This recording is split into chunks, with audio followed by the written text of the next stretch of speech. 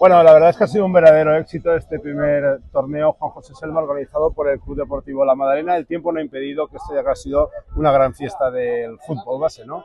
Estamos con Lalo Selma, presidente del Club Deportivo La Madalena y líder de un equipo que la verdad es que ha funcionado muy bien.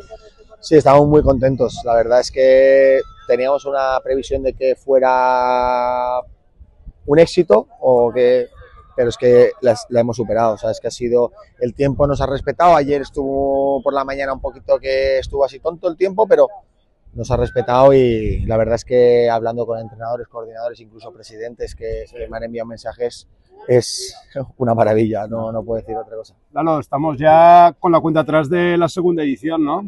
Sí, tenemos claro que queremos que sea un torneo que se asiente aquí en la capital. La idea es que sean aproximadamente mismas fechas.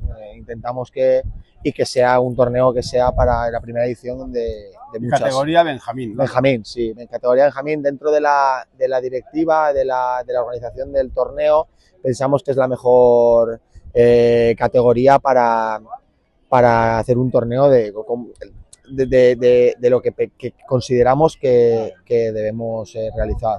Vale, dos preguntitas más porque vamos a empezar ya las semifinales.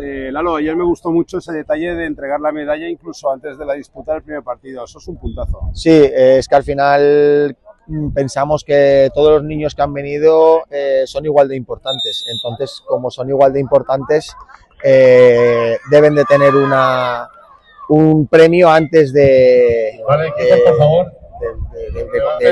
De comenzar el torneo. Así no hay ninguno, porque luego al final acaba la semifinal o acaba los cuartos y tal, luego hay equipos que ya no vienen, los papás que se van antes, entonces todos los niños son por igual para nosotros. Pues nada, el estado de salud de La Madalena va a tope. Sí, la verdad es que con esto un impulso, ¿no, Lalo? Sí, con la instalación como se ha quedado, agradeciendo tanto al patronato, al ayuntamiento, a personas como tú, Víctor, autoridades, jugadores importantes que han venido, pues que nos han ayudado a que este torneo y que el Club Deportivo La Madalena sea más conocido y bueno, pues muchísimas gracias. Pues nada, gracias a vosotros y enhorabuena. Gracias.